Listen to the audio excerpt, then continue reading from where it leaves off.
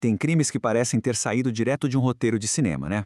Pois é, este aqui é um desses casos. Vamos mergulhar na história do audacioso e meticuloso assalto ao Banco Central em Fortaleza, um dos maiores furtos a banco que o mundo já viu. Vamos voltar no tempo. Imagina só a cena. Fortaleza, 8 de agosto de 2005. Uma segunda-feira que tinha tudo para ser como qualquer outra. Os funcionários do Banco Central chegam para começar a semana sem ter a menor ideia do choque que estava esperando por eles. Mas na hora em que o cofre foi aberto, o que eles encontraram era inacreditável. Um buraco no chão. Onde deveria haver uma fortuna, só tinha um vazio. 3,5 toneladas de dinheiro tinham evaporado. E aí, claro, essa era a pergunta na cabeça de todo mundo. Como?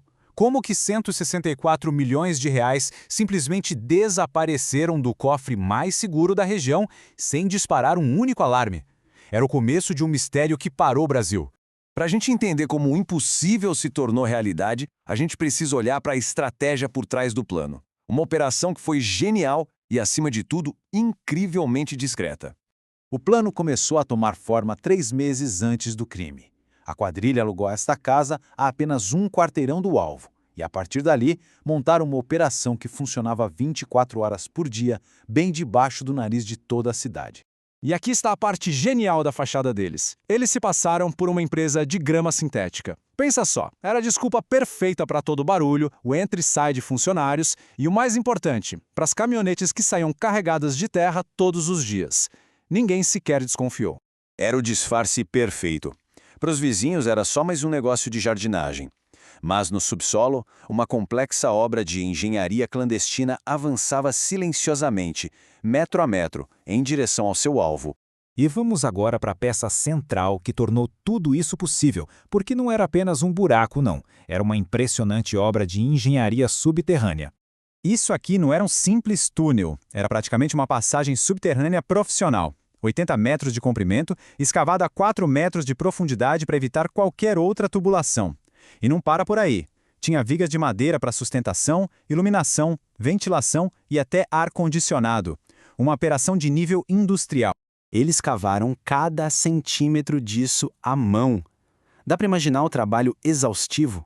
3 meses num espaço apertado e perigoso como este exigiu uma disciplina e coordenação incríveis para manter o plano em segredo e em andamento. A frase do primeiro policial que entrou no túnel diz tudo. Ele se preparou para o pior, sem saber se a estrutura ia desabar ou se haveria armadilhas. Isso mostra o nível de perigo que o túnel representava, mesmo vazio. Com o caminho livre e a engenharia concluída, a equipe estava pronta para o ato final. A execução do furto em si foi tão precisa quanto a construção do túnel. O prêmio final, 164 milhões e 700 mil reais. Para se ter uma ideia, na época foi o maior furto a banco já registrado no Brasil. Um valor que simplesmente abalou todo o sistema financeiro do país. E estamos falando de um volume físico imenso, 3,5 toneladas de dinheiro, principalmente em notas de 50 reais. A escolha foi estratégica, notas já usadas, sem números de série em sequência, tornando o rastreamento praticamente impossível.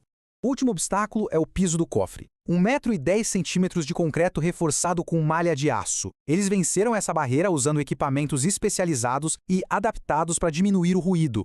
Eles agiram no fim de semana, o momento perfeito. Entraram na noite de sexta e passaram horas transportando dinheiro pelo túnel. E o mais importante, eles tinham quase 2 dias inteiros de vantagem antes que qualquer pessoa percebesse o que tinha acontecido na manhã de segunda. O crime perfeito parecia ter sido concluído, mas a história estava longe de terminar. Para muitos dos envolvidos, o sonho da riqueza rapidamente se transformou num pesadelo.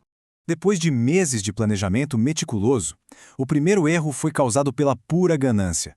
Eles compraram 10 carros de luxo de uma vez só, pagando tudo em dinheiro vivo. Foi um sinal de alerta tão grande que colocou a polícia diretamente no rastro deles.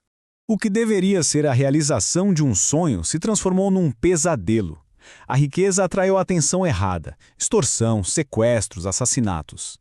A liberdade que eles buscavam se converteu em fugas e prisões. A fortuna se tornou uma verdadeira maldição para quase todos os envolvidos. E o dinheiro? Bom, apesar de dezenas de prisões, Apenas cerca de 60 milhões de reais foram recuperados. A maior parte, mais de 100 milhões, nunca foi encontrada. Simplesmente desapareceu. No final, a pergunta que fica é: valeu a pena? A história do assalto ao Banco Central de Fortaleza é um lembrete fascinante e sombrio de que, no mundo do crime, o túnel que leva a uma fortuna inimaginável quase sempre termina em um lugar sem saída.